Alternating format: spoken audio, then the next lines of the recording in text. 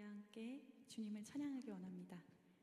마음의 고백으로 왕이신 나의 하나님 함께 찬양하겠습니다.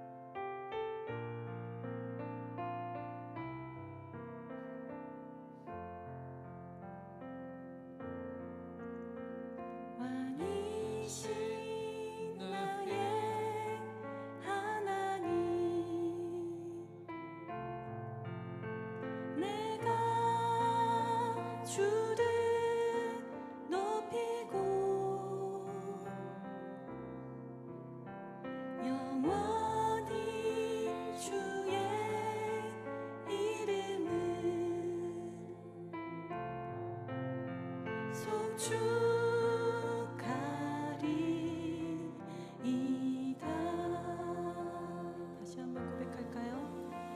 왕이신 나의 하나님, 내가 주를 높이고 영원히 주의 이름을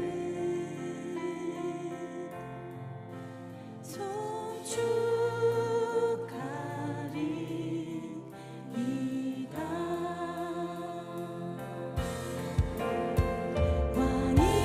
왕이신 나의 하나님, 내가 주를 높이고 영원히 주의 이름을 송축하리이다. 왕이신 나의 하나님, 왕이신 나의 하나님, 내가 주를 높이고 영원히 주의 이름을 송축하리이다.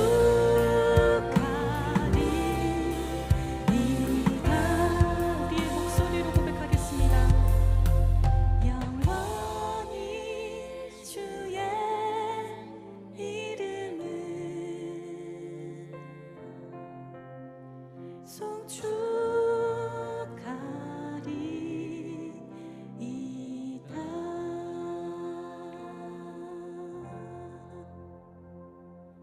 아멘.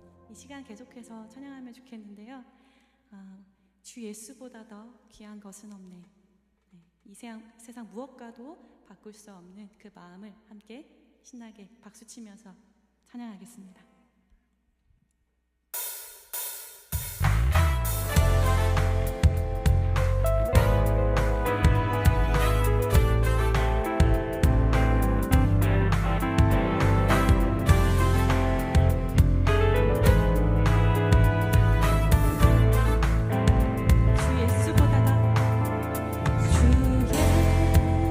주보다 더 귀한 것은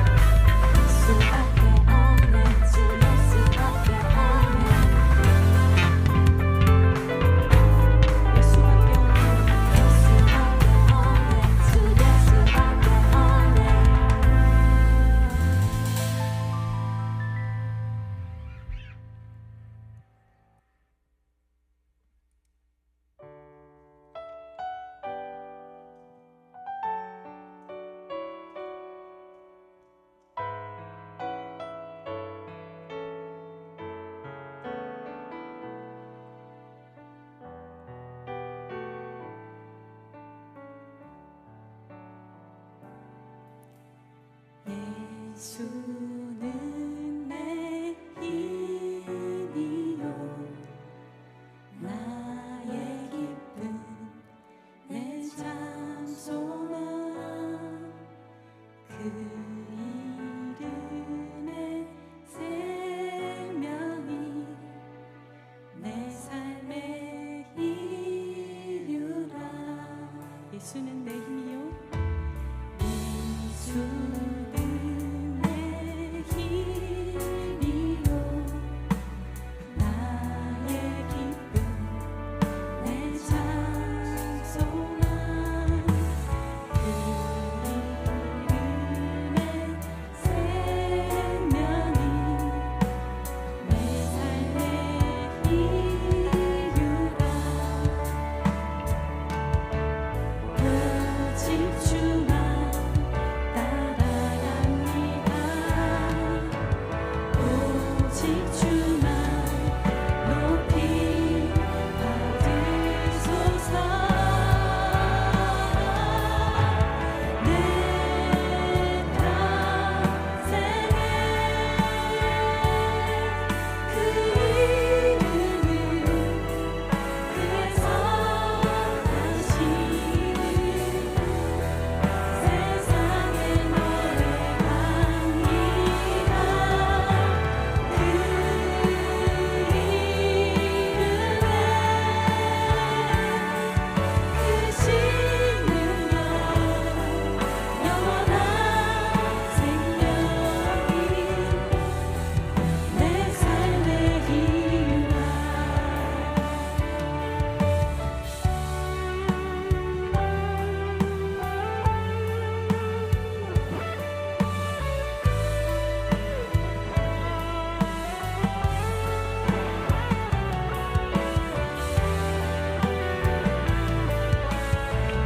내가 살아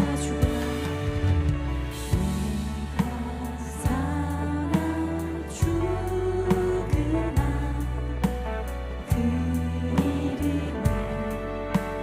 위하여 내 모든 것 다 드리니 나를 받으소서. 오직 주만 따라갑니다. 오직 주만 따라갑니다. 오직 주만 높이 받으소서. 내 평생에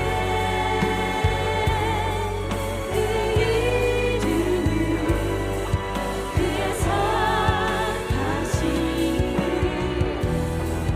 세상에 노래합니다. 그 이름에 크신 능력 영원한 생명이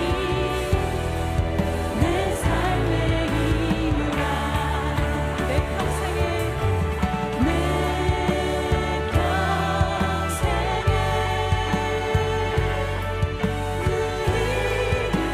이름을 그에서 다시는 세상에 노래합니다.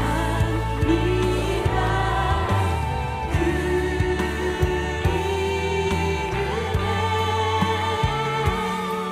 크신 능력 영원한 생명이 내 삶의 이유라. 우리 목소리로 다시 한번 고백해 볼까요? 그 이름에 그 이름에 크신 능력 영원한 생명이 내 삶의 이유라.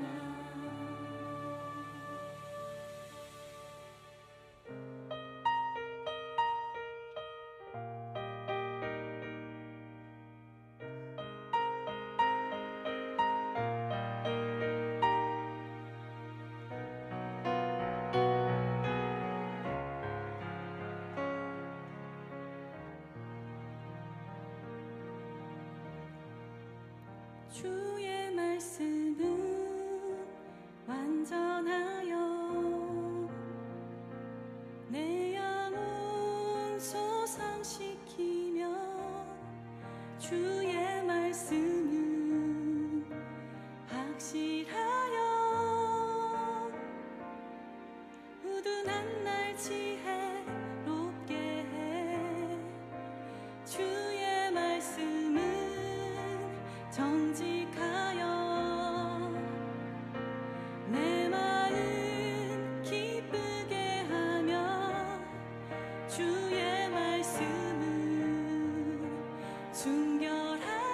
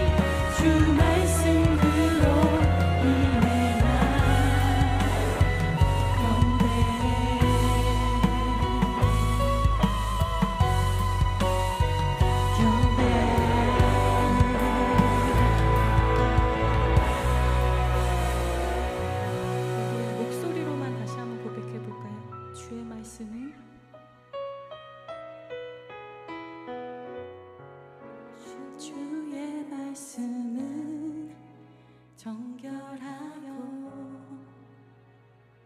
영원까지 이르고 주의 말씀은 진실하여 다 의로우니 주의 말씀 다 채우시고 주의 말씀에 길이 주시니 주의 말씀 다 영원히 따르리 주 말씀 그로 인해 주 말씀 그로 인해 주 말씀 그로 인해 경배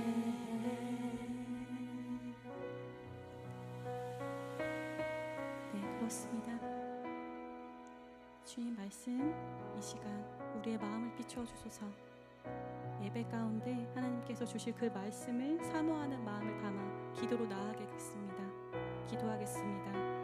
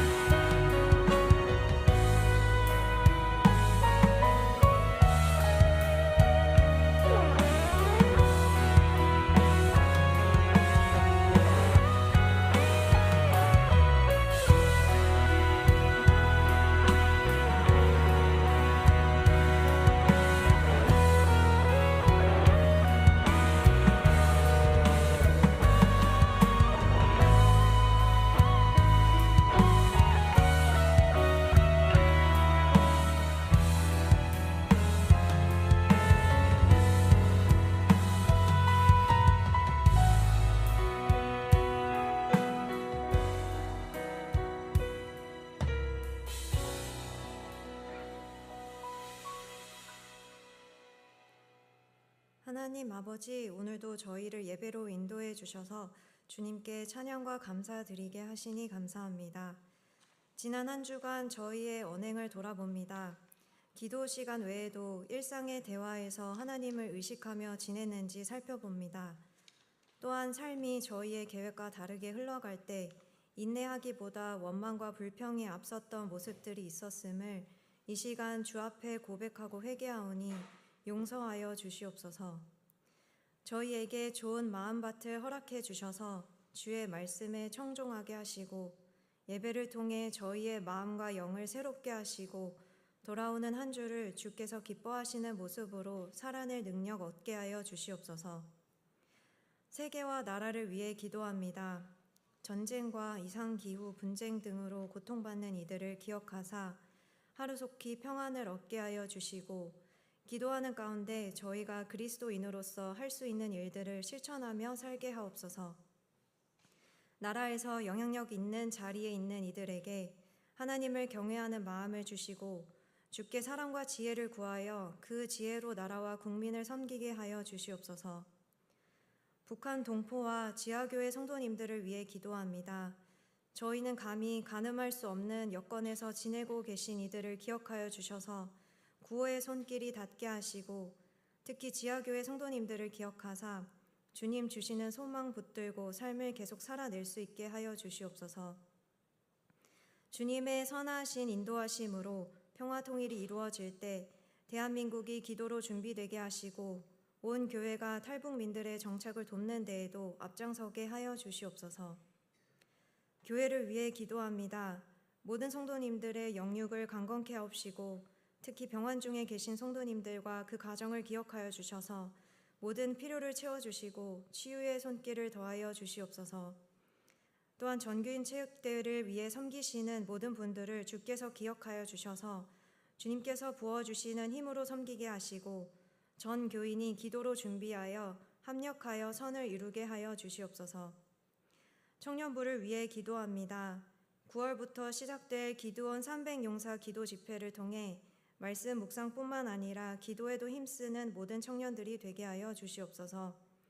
이 기간을 통해 구원의 감격이 흐려진 지체들에겐 은혜의 기억이 선명해지는 은혜를 경험케 하시고 삶에서 이루어야 할 열매들을 놓고 기도 중인 지체들에게는 먼저 하나님 안에 거하는 믿음을 구하게 하시고 인내의 시간을 통해 열매 맺게 하시는 하나님을 만나 교회와 사회에서 영적인 리더 역할을 능히 감당하는 저희 모두가 되게 하여 주시옵소서.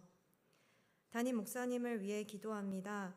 늘 영육 간의 강건함과 가정의 평안함을 더하여 주시고 거룩하신 하나님께서 부어주시는 은혜와 사랑으로 지혜롭게 주님의 몸된 교회를 섬기고 이끌어 가시도록 인도하여 주시옵소서.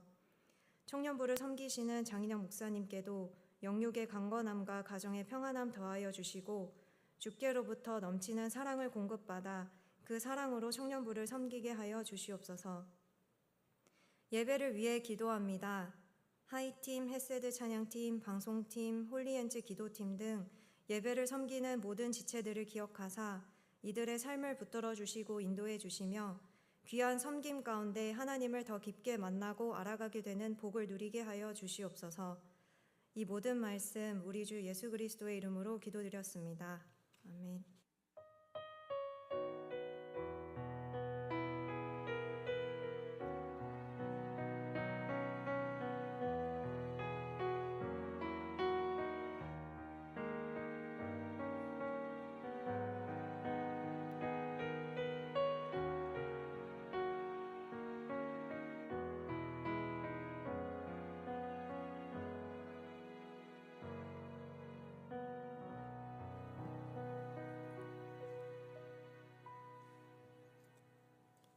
지난주 암송할 말씀 예레미야 17장 7절 8절 말씀 우리 다 함께 읽음으로 마음에 새기는 시간 가지겠습니다. 함께 읽습니다. 그러나 무릇 여호와를 의지하며 여호와를 의뢰하는 그 사람은 복을 받을 것이라. 그는 물가에 심어진 나무가 그 뿌리를 강변에 뻗치고 더위가 올지라도 두려워하지 아니하며 그 잎이 청청하며 가무는 해도 걱정이 없고 결실이 그치지 아니함 같으리라. 아멘. 이 말씀의 약속을 누리는 우리 모두 될 수 있기를 바랍니다. 우리가 함께 상고할 하나님 말씀은 마태복음 26장 36절부터 46절까지 말씀입니다. 신약성경 46면에 있습니다. 저와 교독하고 46절은 함께 봉독하겠습니다.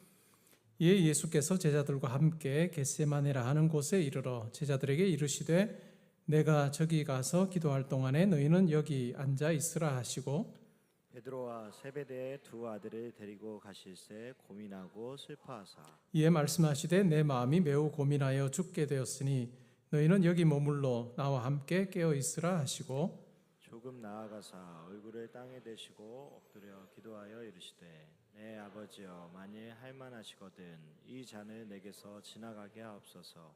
그러나 나의 원대로 마시옵고 아버지의 원대로 하옵소서 하시고 제자들에게 오사 그 자는 것을 보시고 베드로에게 말씀하시되 너희가 나와 함께 한 시간도 이렇게 깨어 있을 수 없더냐.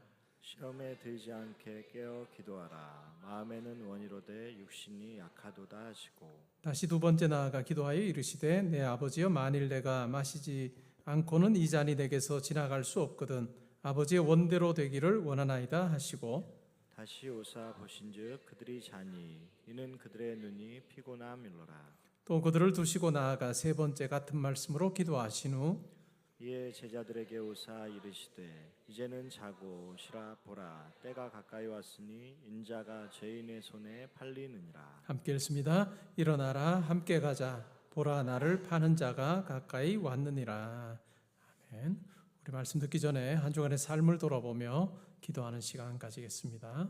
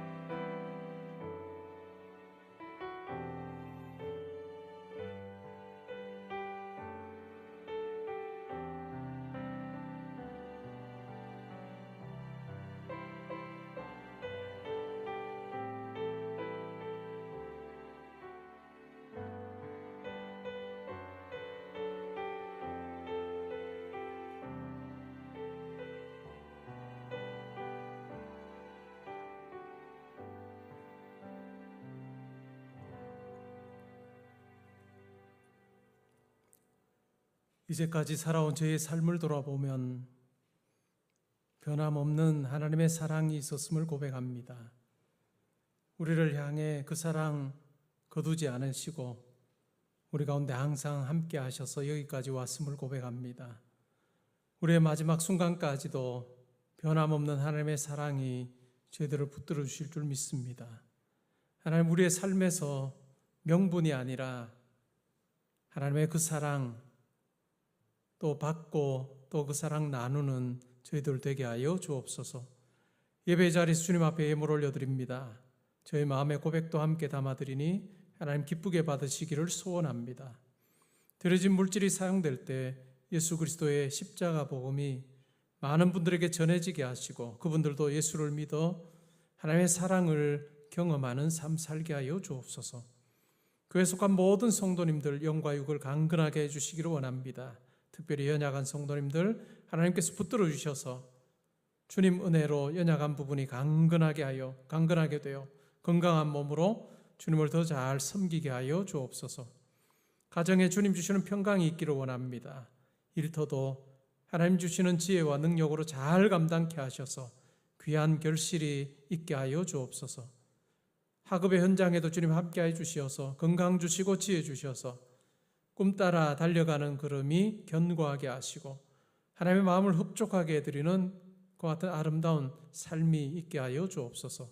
군에 가 있는 아들, 딸들 지켜보아 해주시고 지방과 해외에 나가 있는 우리 모든 성도님들 하나님께 친히 동행하셔서 보내신 목적 잘 이루며 살게 하여 주옵소서.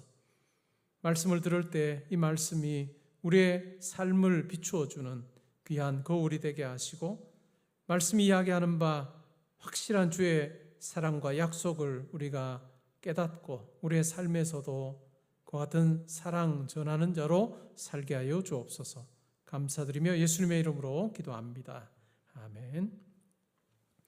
읽은 말씀에 근거해서 마태복음 강의 74번째 시간으로 아버지 뜻에 순복하는 기도라고 하는 제목으로 말씀드리겠습니다. 우리가 성경을 읽으면서 어떤 대목에서는 이건 이해가 잘 안 된다 라고 하는 경우가 있습니다. 오늘 본문이 바로 그러합니다. 겟세마네 동산에서의 예수님의 그 행동, 내가 심히 고민하여 죽게 되었다 라고 하는 그 제자들 앞에서의 약한 그 모습은, 죽음 앞에서 고뇌하는 그 모습은, 두려워하는 그 모습은 우리에게 굉장히 낯섭니다. 우리가 복음서에서 만난 예수님을 보면 참 담대하셨고 어떤 상황에서도 두려움 없이 하나님께서 맡겨주신 그런 일을 정말 잘 감당하셨습니다. 근데 오늘 읽은 본문에는 그러한 모습과는 굉장히 다릅니다. 죽음 앞에서 왜 그렇게 두려워하셨을까 하는 생각이 듭니다. 우리가 알기로 죽음 앞에서 두려움 없이 의연하게 대처했던 많은 사람들이 있습니다. 우리가 잘 아는 이순신 장군의 경우에도 노량해전 직전에 이 원수를 무찌를 수만 있다면 내가 죽어도 여한이 없겠다라고 하는 이야기를 했습니다. 겟세마네 동산에서의 예수님의 이 모습과 정말 대조되는 한 사람의 죽음이 있습니다. 죽음 직면에서 정말 두려워하지 않는 그런 모습을 보인 한 철학자가 있습니다. 그 사람이 바로 소크라테스입니다. 주전 399년에 70세의 나이로 세상을 떠납니다. 소크라테스는 아테네 신들을 무시하고 또 아테네 젊은이들이 방종하도록 그렇게 조장을 했고 정부에 대항하도록 부추겼다라고 하는 이유로 기소가 됩니다. 많은 배심원들 앞에서 기회가 주어집니다. 소크라테스, 당신이 했던 그 말 잘못했다고 한마디만 하면 당신은 죽지 않을 수 있다라고 하는 그 말 앞에서 그는 이렇게 말합니다. 나는 잘못한 것이 없다라고 이야기하면서 결국은 독미나리에서 채취한 독배를 마심으로 그런 세상을 떠납니다. 아내와 세 아들을 불러서 작별 인사를 하고 제자들을 소집합니다. 그리고 독배를 마시고 죽죠. 죽음을 앞두고 법정에서 그는 이렇게 말을 했습니다. 누군가 제게 말할 것입니다. 소크라테스요, 당신은 당신을 적절하지 않은 최후의 죽음으로 이끈 이런 삶을 부끄럽게 여기지 않습니까? 저는 그렇게 묻는 그에게 자신 있게 말합니다. 당신이 잘못 보았습니다. 누구나 인생에서 선한 일을 추구하는 사람은 죽고 사는 일에 연연해 하지 않습니다. 그는 자신이 하는 일이 옳은지 혹은 그른지만을 고민할 따름입니다. 그는 죽음의 시간에 언젠가 머무를 것입니다. 그는 죽음에 대해 고민할 필요가 없습니다. 자기 삶이 부끄럽지 않았는지 고민해야 합니다. 라고 하는 말을 하고 자기 손에 든 독배를 마시고 그는 서서히 죽어갔습니다. 한 철학자의 이 죽음, 내가 죽음 앞에서 연연하지 않는다라고 이야기를 하면서 죽음에 대해서 고민할 것도 없는 것은 부끄럽게 살았는지 아닌지 고민해야지 죽음 앞에서 뭘 고민할 게 있느냐라고 하는 이 말, 이것은 예수님께서 제자들에게 내가 심히 고민하여 죽게 됐다 라고 하는 이 말과는 참 다르게 다가옵니다. 주 2세기 중엽의 서머나의 감독이었던 이그나티우스라고 하는 사람이 있습니다. 그는 로마로 잡혀서 가죠. 예수 믿었던 것 때문에 잡혀서 갑니다. 근데 이렇게 부탁합니다. 나를 제발 석방시키지 마시오. 그래서 내 영예를 빼앗아가는 일은 하지 않으면 좋겠다라고 이야기를 합니다. 그러면서 이런 말을 남깁니다. 내가 불에 타거나 십자가에 매달리더라도 뼈가 부러지고 사지가 찢길지라도 온몸이 가루가 되고 악마의 모든 악의가 내게 오더라도 좋다. 그렇게 해서 내가 그리스도 예수만 얻을 수 있다면 얼마나 담대한 모습입니까?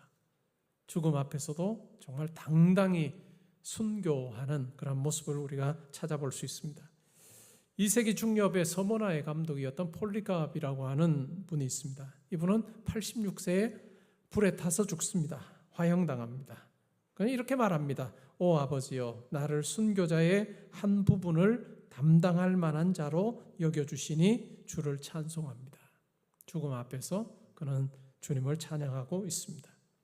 한국교회 역사에서도 순교했던 주기철 목사님의 이야기를 우리는 알고 있습니다. 그분은 설교에서, 마지막 설교에서 이렇게 말했습니다. 주님을 위하여 오는 고난을 내가 피하였다가 이 다음 내 무슨 낯으로 주님을 대하오리. 주님을 위하여 이제 당하는 수욕을 내가 피하였다가 이 다음 주님이 너는 내 이름으로 평안과 즐거움과 영광을 다 받아 누리고 고난의 자는 어찌하고 왔느냐고 물으시면 내 무슨 말로 대답하랴. 주님을 위하여 오는 십자가를 내가 이제 피하였다가 이 다음 주님이 너는 내가 준 유일한 유산인 고난의 십자가를 어찌하고 왔느냐고 물으시면 내 무슨 말로 대답하랴 라고 하는 이야기를 했습니다.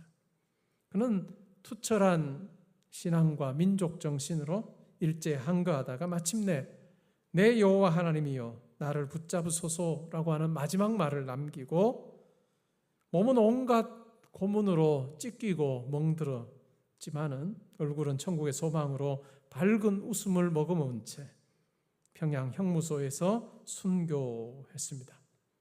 일사가고 신앙이 뭔가라고 하는 것을 우리에게 잘 보여주었습니다.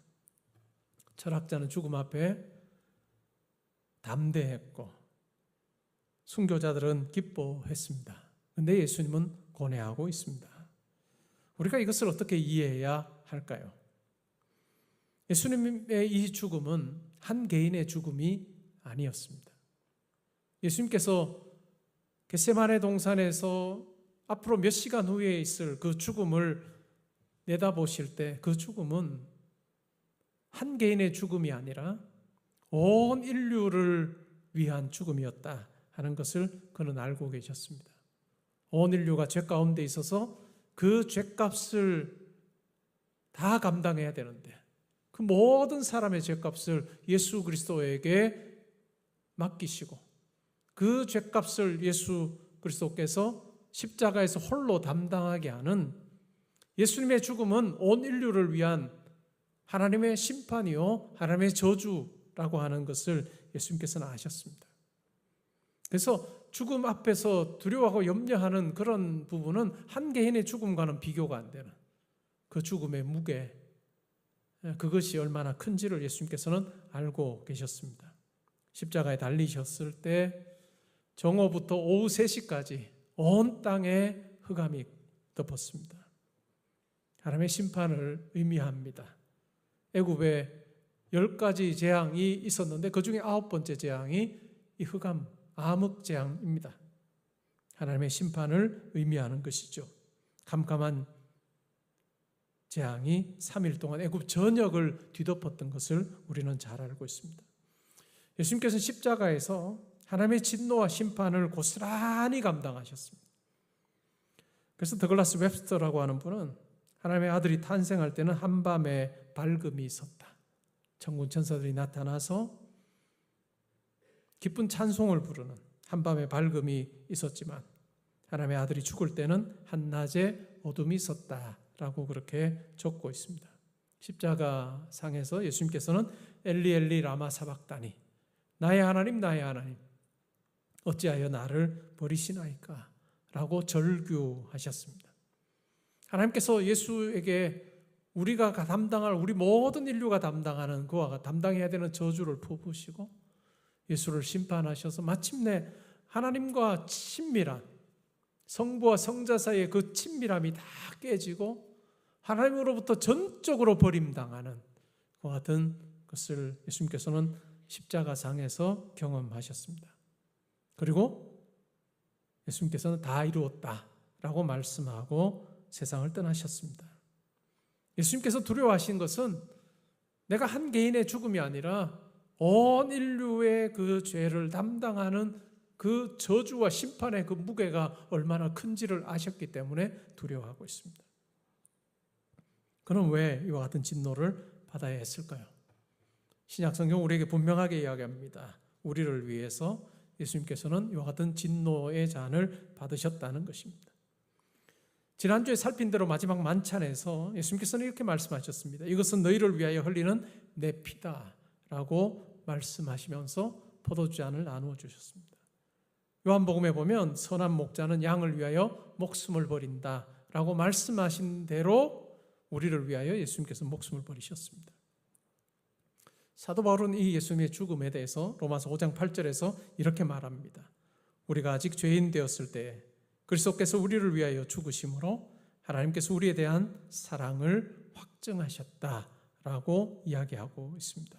우리가 죄인 되었을 때 우리를 위하여 예수께서, 죄 없으신 예수께서 우리를 대신하여 우리를 위하여 죽으심으로 우리가 감당해야 되는 그 모든 죄값을 지불하심으로 그것을 통해서 하나님께서 우리를 향한 사랑을 보여주셨다라고 이야기합니다.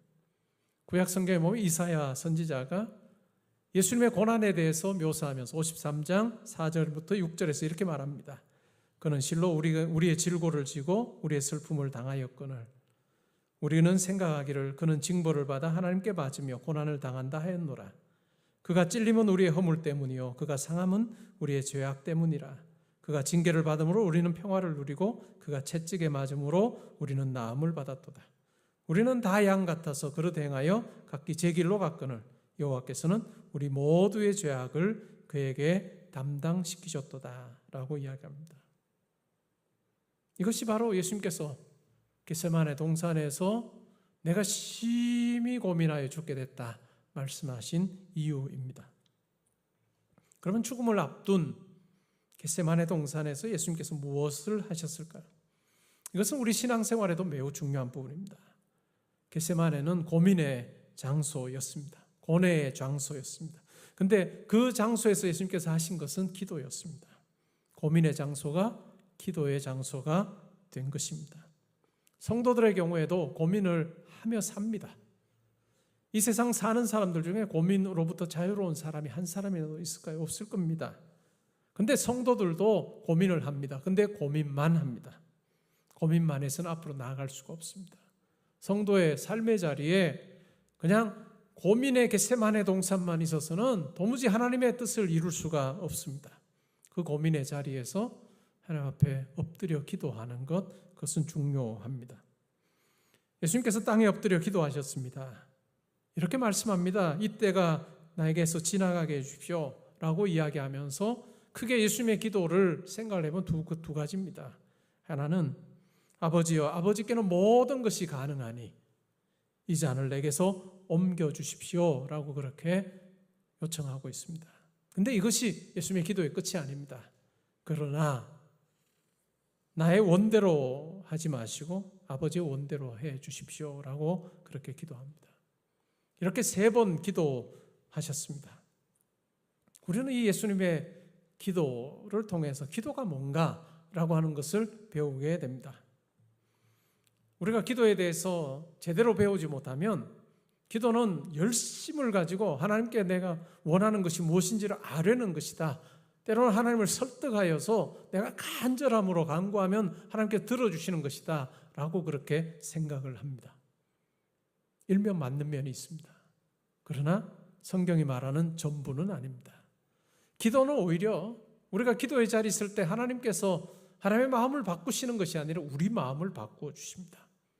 내 욕심으로 내가 원하는 것을 간구하기 위해서 기도의 자리에 있었는데 하나님께서는 우리 속에 무엇이 있는지를 보게 하십니다.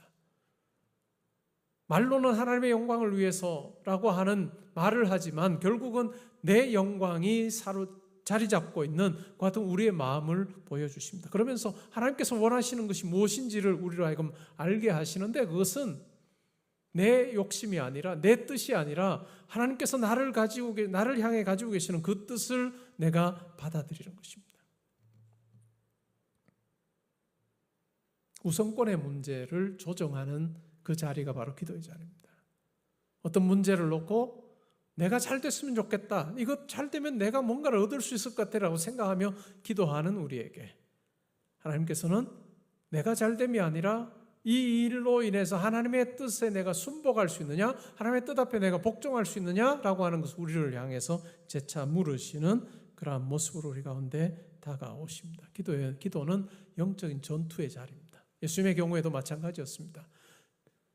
이 자리 내게서 떠나가게 해주십시오. 그러나 내 원대로 마시고 아버지의 원대로 하옵소서라고 하는 이 과정이 우리 기도 가운데 필요하다라고 하는 부분이고, 이 영적인 전투가 일어날 때, 그리고 마침내 하나님의 뜻 앞에 내 삶을 드립니다라고 고백할 때, 그때 하나님께서는 자기의 방식대로 우리 삶에 개입하십니다. 여러분, 하나님과 우리가 어느 정도 차이가 있을까요? 하나님은 우리보다 조금 더 크신 분이고 더 능력이 있는 분이 아닙니다. 우리와는 비교 불가능합니다.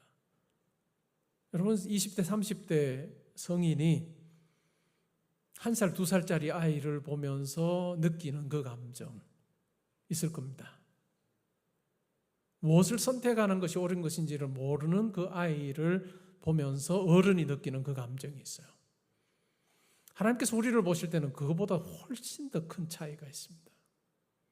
온 우주 만물을 지으시고 우리를 지으시고 온 우주 만물을 주관하시는 그분이 우리를 향해 계획을 가지고 계십니다. 그리고 그 계획은 우리가 생각할 때의 가장 좋은 계획보다도 훨씬 더 좋은 그와 같은 계획입니다.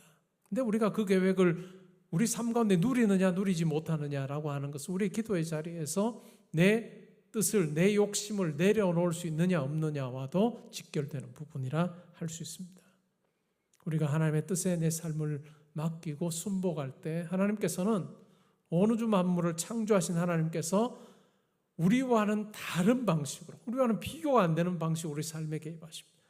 우리가 생각해 봐서 내가 볼 때 이게 베스트라고 생각하는 건 빤합니다. 빤합니다. 그리고 그것을 얻는 과정도 빤합니다. 근데 하나님은요, 우리 눈에 보이지 않는, 내가 알지도 못하는 누군가를 통해서도 우리 일 가운데 개입하십니다. 여러분, 비교가 안 되는 하나님 앞에 우리가 순종하고 순복해야 되는 이유가 바로 거기에 있습니다. 오늘 읽은 말씀을 통해서 우리가 사명과 관련해서 한 2가지를 생각을 해보면 좋을 것 같습니다. 첫 번째는 여러분 각자에게 이 땅에서 사는 동안 여러분들이 감당해야 되는 사명이 무엇입니까? 그리고 그것을 여러분 어떻게 감당하고 계십니까? 여러분에게 주어진 사명이 뭔지, 그리고 그것을 어떻게 감당하고 있습니까? 그 사명은 여러분들이 일하는 곳에 아마 있을 겁니다. 그리고 그 사명 내가 어떻게 감당하고 있는가라고 하는 부분이죠. 중국 선교의 개척자 허더슨 테일러가 오랜 기간 중국 선교를 하고 고국으로 잠시 돌아가 있을 기회가 있었습니다. 그래서 선교사 후보생들을 만났습니다. 중국 선교의 사명을 가지고 준비하는 사람들을 만났습니다. 그들을 향해서 허더슨 테일러 선교사가 질문을 했습니다. 그들은 무엇 때문에 선교사로 중국에 가려고 하십니까? 그 중에 한 사람이 이렇게 자신 있게 대답했습니다. 중국의 수많은 영혼이 멸망을 향해 달려가고 있기 때문입니다. 또 다른 한 사람은 그것이 중국을 변화시킬 수 있는 유일한 길이기 때문에 그렇습니다. 좋은 대답입니다. 수많은 영혼이 멸망을 향해 달려가고 있고 그들에게 복음 전하는 것이야말로 중국을 변화시킬 수 있는 유일한 길이기 때문에 내가 가려고 합니다. 좋은 대답 같습니다. 그런데 허더슨 테일러 선교사는 그 답이 틀린 것은 아니지만 그것 가지고는 선교 현장에 가서 아주 시시각각으로 변하는 그 상황과 역경에 부딪혔을 때 흔들릴 수밖에 없을 거다라고 하는 이야기를 합니다. 그러자 그 말을 들었던 선교사 후보생 중에 한 사람이 이렇게 되묻습니다. 그렇다면 선교사님은 무슨 동기로 중국에 가셨습니까? 그래서 테일러 선교사가 이렇게 대답했습니다. 내게는 오직 하나의 동기밖에 없습니다. 그들을 사랑해서였습니다. 그들을 사랑해서 내가 중국 갔습니다. 고린도전서 13장에 보면 모든 것을 아낌없이 주는 사랑만이 모든 것을 참고 모든 것을 믿고 모든 것을 바라고 모든 것을 견딜 수 있다라고 이야기를 합니다. 사명자로서 사셨던 그 예수님의 모습 속에서도 끝까지 내 뜻이 아니라 하나님의 뜻 앞에 순종했던 그 예수님의 모습 속에서 우리를 향한 사랑을 우리가 발견하게 됩니다. 명분을 가지고 예수님께서 십자가로 가신 것이 아니고 우리를 향한 그 사랑을 가지고 자기에게 주어진 사명의 길을 걸어갔다는 것을 우리가 기억할 필요가 있습니다. 오늘날 한국 사회에 풀어야 할 문제가 참 많습니다. 뉴스를 볼 때마다 답답한 일들이 꽤 많습니다. 그중에서 우리에게 피부로 와닿는 것이 의료 문제입니다. 국가가 정책을 냈고 그것으로 인해서 의료인들은 많이 떠났고 의대생들은 지금 수업도 하지 않고 전공의들은 진료를 거부하고 병원 밖에 있으면서 내가 어떻게 살아야 될지에 대해서도 막막한, 그리고 의료 인력이 많이 이탈함으로 전문의들은 자기들에게 주어지는 그 업무의 그 과중함 때문에 아주 힘들어하는 그런 상황입니다. 어디서부터 이 문제를 풀어가야 될지, 누구 잘못인지도 잘 모르는 그러한 형편에서 삽니다. 앞으로 이 문제가 어떻게 해결될까? 참으로 불분명한 그러한 상황 가운데서 혹시 내가 이와 같은 때 우리 가족이 누구라도 아프기라도 한다면 어떻게 될까라고 하는 염려, 굉장히 현실적인 문제에 우리가 직면해 있습니다. 우리 교회도 제가 아는 정도만 해도 우리 교회 성도님들 중에 50명, 60명의 의사분들입니다. 제가 다 파악이 안 된 분들까지 하면 더 많을 거예요. 만나서 물어보면 다 힘들어합니다. 진료를 보는 분들은 그 업무의 과중함 때문에 앞으로 이것이 대학 교수니까 이게 도무지 이 문제가 어떻게 해결될지 몰라서 힘들어하는 그런 형편에 있습니다. 이런 상황 가운데 우리가 생각해 봐야 될 것이 있습니다. 그분들에게 주신 사명의 자리죠. 그런데 사명의 자리 뭐로 감당할 거냐라고 하는 것입니다. 명분 대 명분이 맞설 때는 어느 방향으로 튈지 모릅니다. 명분 대 명분이 맞설 때는 어느 방향으로 튈지 모릅니다. 그런데 사랑이 그 자리에 있으면 내가 해야 할 일이 명확해지고 선택할 방향도 명확해집니다. 솔로몬이 왕이 됐을 때 두 여인이 한 아기를 데리고 왔습니다. 왕 앞에서 둘 다 내 아기라고 이야기합니다. 한 여인에게는 진짜 아기고 다른 한 여인에게는 이 아기가 진짜 아기가 아닌 거예요. 자다가 그 여인의 아기는 죽었습니다. 근데 우기는 거예요. 내 아기라고 우기는. 솔로몬 왕이 그걸 어떻게 알겠습니까?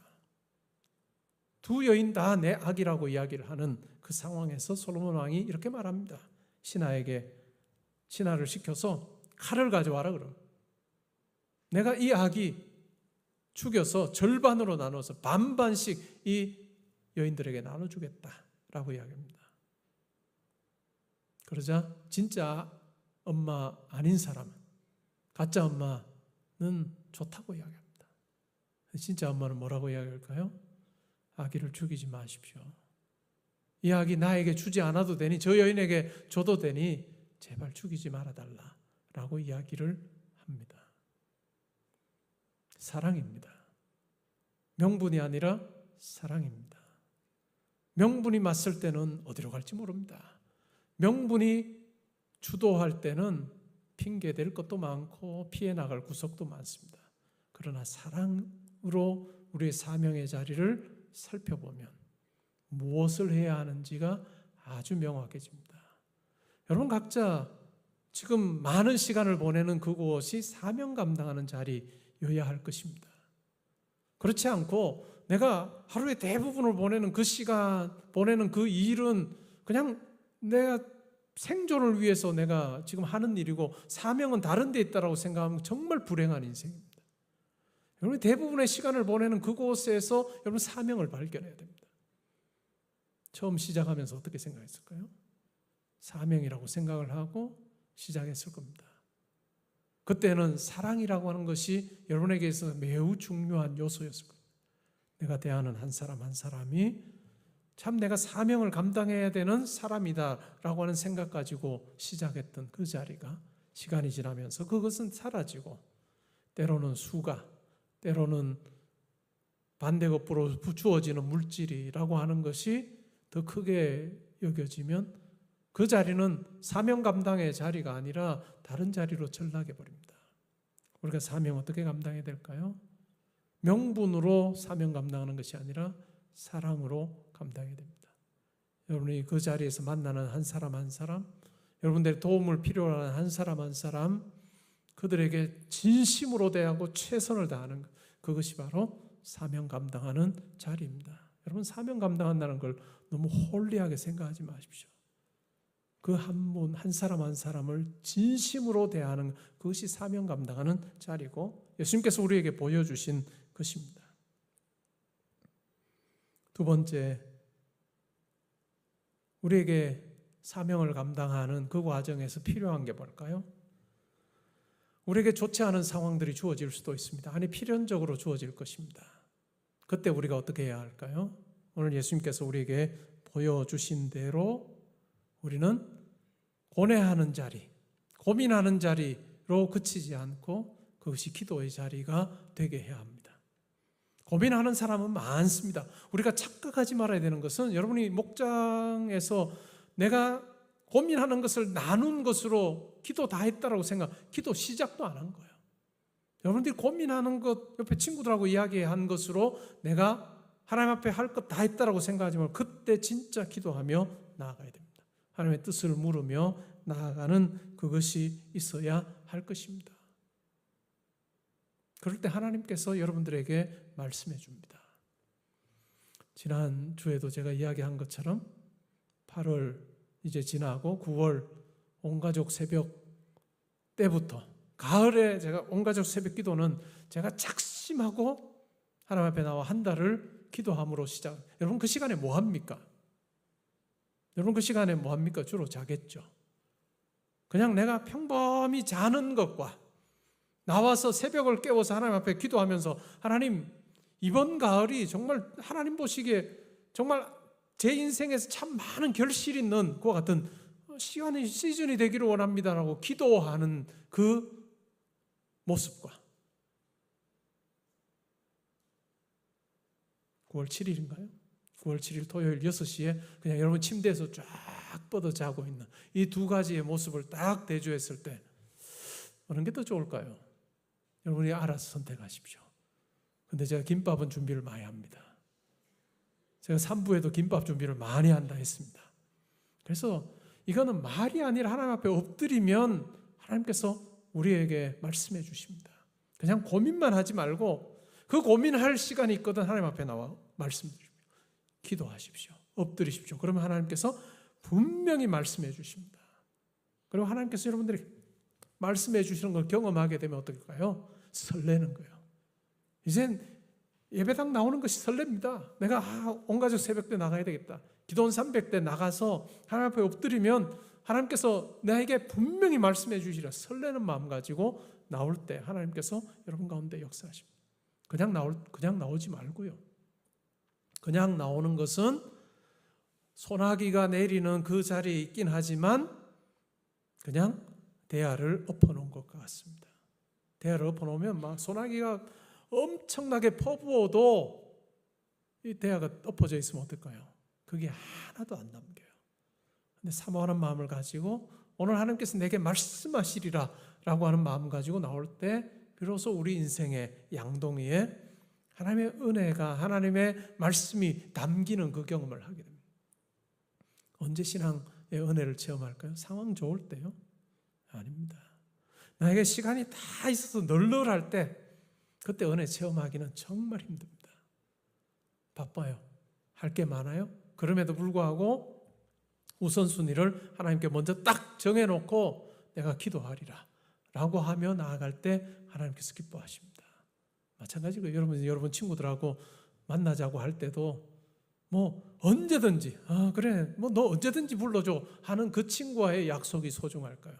물론 뭐 다 소중하죠, 친구의 약속. 근데 정말 바쁜 줄 알아요. 바쁜 중에도 내가 너하고는 만나야 되겠어라고 하고 약속해 주는 친구 어느 게 더 소중할까요? 물어보나 마나 아니겠어요? 하나님과의 관계도 그러합니다. 여러분 사명이 무엇인지를 알기를 원한다면 고민하지 말고 기도하십시오. 내 인생 어떻게 펼쳐질지 정말 막막하다는 거 친구들하고 이야기하기 전에 하나님 앞에 와서 아뢰십시오. 하나님께서 여러분들에게 말씀해 주실 것입니다. 그리고 그 말씀 받으면 담대하게 나가는 거예요. 제임스 사이어의 지식건축법이라고 하는 책에 나오는 내용입니다. 미국의 유서 깊은 대학 중에 하나인 윌리엄 앤 메리라고 하는 대학이 있습니다. 남북전쟁 내내 문을 닫은 거예요. 그렇기 때문에 사람들은 생각합니다. 언제 이 학교가 다시 문을 열까? 문 열지 못할 거다라고 그렇게 생각을 했습니다. 그런데 한 늙은 수인은 5년 내내 하루도 빠짐없이 마치 이 학교가 아직도 그냥 휴교하지 않고 계속해서 학생들이 와서 공부하는 것처럼 텅 빈 학교에 종을 울렸습니다. 5년 후에 학교는 그의 종소리와 함께 다시 문을 열었습니다. 이것이 사명자로 사는 모습입니다. 형편 따라요? 환경 따라요? 처지 따라요? 그렇게 살면 사명 못 이룹니다. 여러분의 형편이 어떠하든지 하나님께서 여러분들에게 주신 사명이 분명한 것 중요하고 그렇다면 형편과 처지와 여건 그것이 어떻다 할지라도 내게 사명 주시고 내 가운데 함께 하기를 원하시는 그 하나님께서 내 삶을 붙들어 주신다라고 하는 확신 가지고 우리가 믿음으로 달려갈 때 길지 않은 우리의 땅에서의 삶 가운데 하나님께서 이루실 일들을 우리가 이루며 살게 될 것입니다. 여러분하고는 꽤 먼 이야기 하나 할까요? 여러분 아직 은퇴라고 하는 것이 아주 아득히 먼 그런 삶을 사는 사람들입니다. 20대, 30대, 40대 초반 아직도 은퇴라고 하면 많이 남았습니다. 어떤 사람은 40년, 어떤 사람은 30년, 20몇 년 이렇게 남아 있습니다. 은퇴하신 우리 성도님들을 보면 때로는 내가 은퇴하고 나면 그냥 좀 쉬어야 되겠다 이 생각을 하는 분들이 많습니다. 왜냐고요? 그냥 현역으로 일할 때 힘들었으니까. 근데 시간이 좀 지나고 나서는 이런 후회를 하는 분들이 있습니다. 이것은 제가 직접 듣기도 했고 기사로 본 적도 있습니다. 오늘날 100세 시대입니다. 120세, 제가 아는 어떤 분은 140세를 살아서 기네스북에 올라야 되겠다는 분도 있습니다. 저하고 멀지 않은 곳에 계시는 분입니다. 그런 시대를 우리가 살고 있습니다. 그런데 우리 생각은 뭘까요? 여전히 평균 수명이 70대 1대에 머물러 있습니다.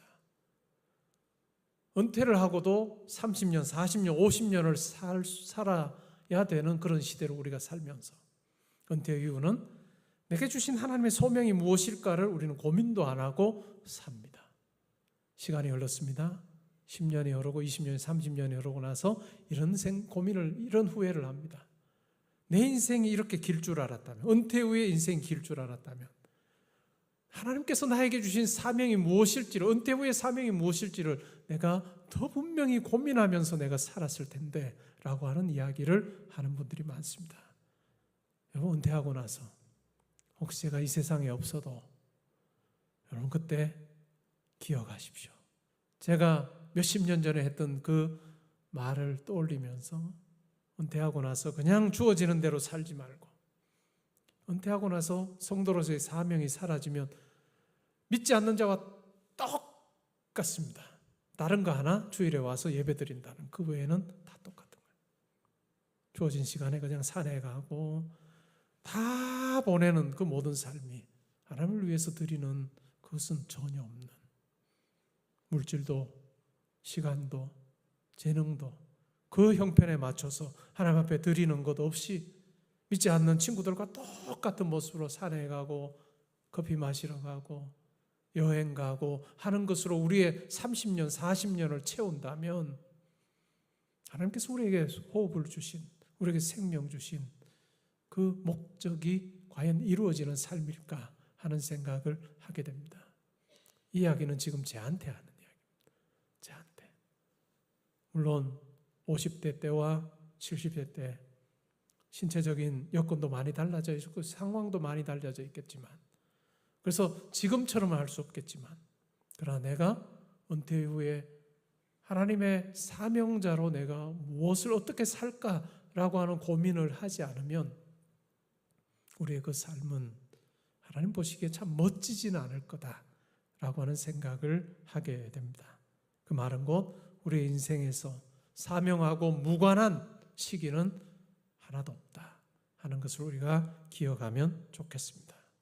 오늘 말씀에 보면 소명을 따라 담대히 걷는 예수님의 모습, 그리고 정반대로 소명이 없을 때 제자들은 잠을 잡니다. 예루살렘으로 온 목적은 딱 하나입니다. 예수님 따라왔고 예수님이 높아지시면 나도 높은 자리 하나 차지해야 되겠다라고 생각했는데 그 꿈은 다 물거품이 된 그 상황 가운데서 그들이 할 수 있는 것은 잠자는 것밖에 없습니다. 여러분, 누구를 더 닮아 있습니까? 소명이 여러분의 삶을 이끌면 무엇을 해야 할지 분명해집니다. 어떻게 살아야 할지도 더 분명해집니다. 그렇지 않으면 여러분에게 주어지는 형편과 환경과 처지 따라 삽니다. 결실의 계절 가을입니다. 저는 기회라고 생각해요. 결실의 계절이라고 하는 이 말을 붙여서 우리가 가을을 맞이하는 것, 이것은 굉장히 큰 기회를 하나님께 주신 거라고 생각합니다. 9월 7일 토요일 6시 여러분 침대에 그냥 편하게 누워 계시겠습니까? 아니면 잠을 깨워서 나와서 하나님 앞에 9월을 제가 기도하며 시작하겠습니다. 그리고 온 가족 새벽뿐만 아니라 기도원 300용사 때 와서 다른 사람에 대한 기도가 아니고 내 인생을 걸고 하나님 앞에 기도하겠습니다 라고 하는 그 결단 가지고 이 가을을 보내보십시오.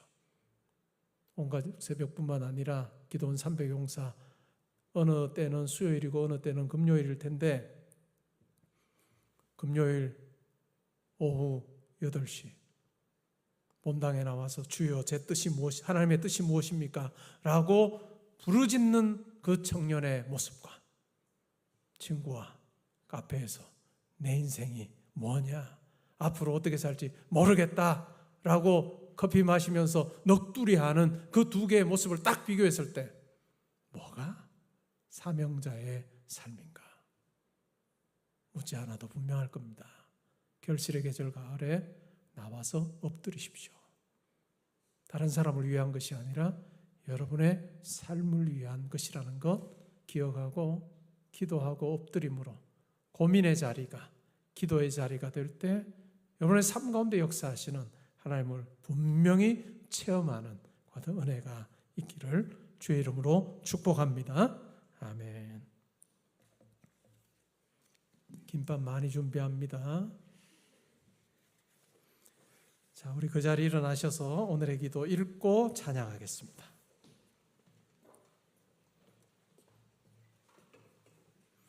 우리 함께 읽겠습니다. 십자가 고난을 앞두고 기도를 요청하신 주님께 졸음으로 응답한 제자들처럼 주님과 함께 깨어 기도하지 못한 저를 용서하소서.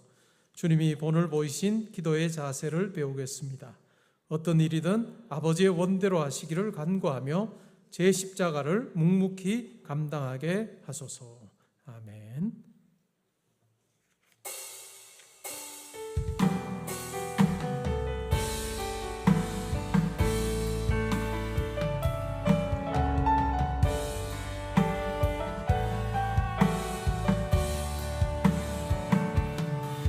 주님 말씀하시면 내가 나가리라.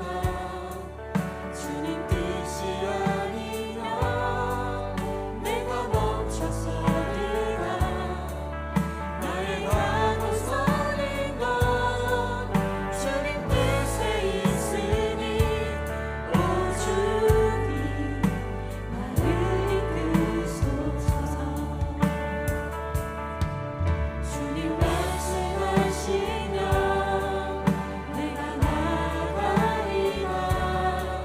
주님 뜻이 아니면 내가 멈춰서리라. 나의 가고 서는 건 주님 뜻에 있으니 오 주님 나를 이끄소서. 뜻하신 그곳에 나 있기 원합니다. 이끄시는 대로 순종하며 살리니 연약한 내 영혼 통하여 일하소서.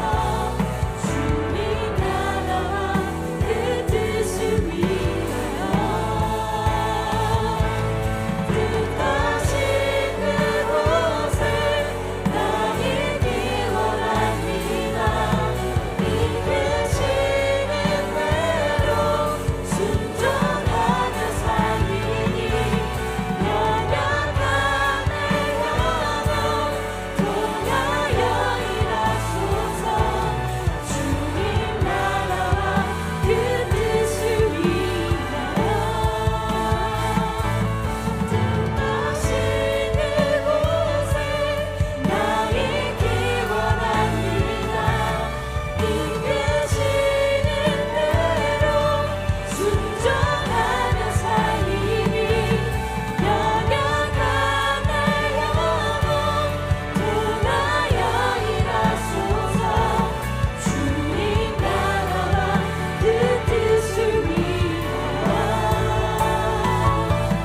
뜻하신 그곳에 나 있기 원합니다. 이끄시는 대로 순종하며 살리니 연약한 내 영혼 통하여 일하소서. 주님 나라와 그 뜻을 위하여 오 주님 나를 이끄소서.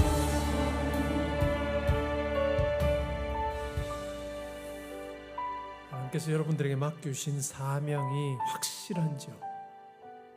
사명이 내가 뭔지 모르겠다. 고민스럽죠? 여러분의 앞길이 어떻게 펼쳐질지 고민스럽죠? 근데 고민의 자리만 가지지 마십시오. 아무런 도움을 줄 수 없는 여러분 친구 붙잡아 놓고 여러분 넋두리 해봐야 아무런 변화 일어나지 않습니다. 고민만 증폭될 뿐이지. 근데 그 고민을 가지고 겟세마네 동산에서 하나님께 나아가 기도하셨던 예수님처럼 그 자리에서 기도하십시오. 고민의 자리가 기도의 자리가 되게 할 때 하나님의 뜻이 명확해집니다. 이건 뭐 두말할 필요가 없는 거예요. 누군가에게 결실의 계절 가을이더라. 여러분하고 무슨 상관이 있습니까?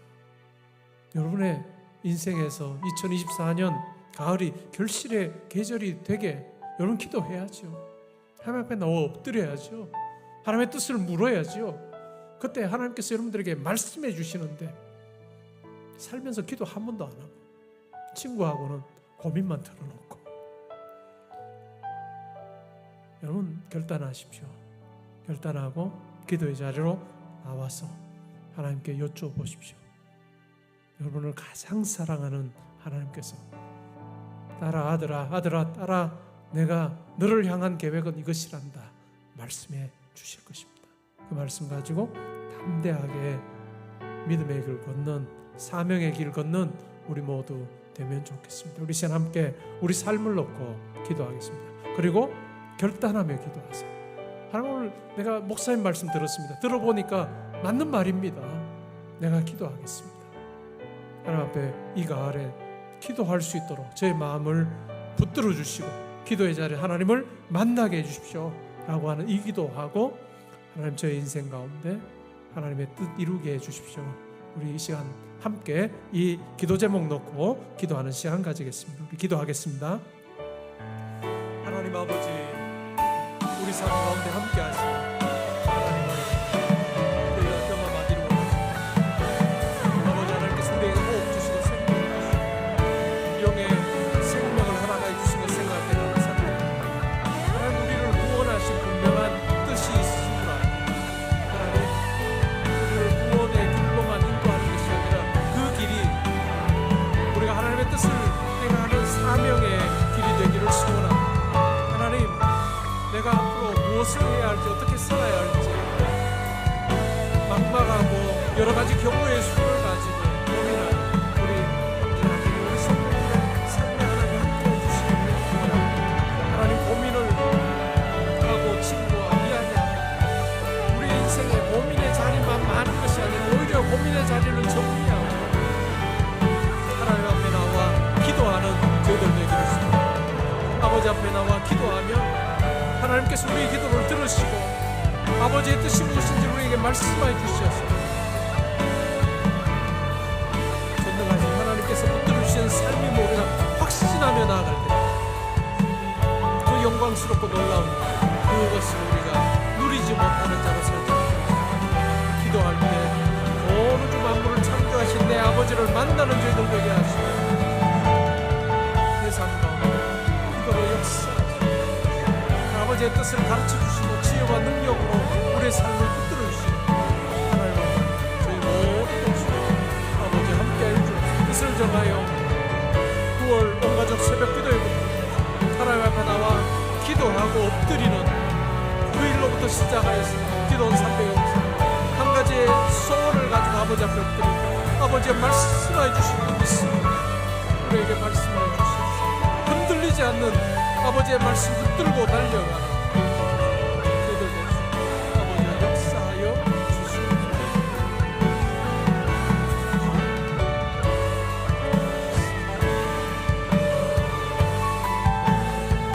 네가 하나님을 믿어 아버지의 뜻을 깨달을 수 있도록 주여 역사하여 주시옵소서.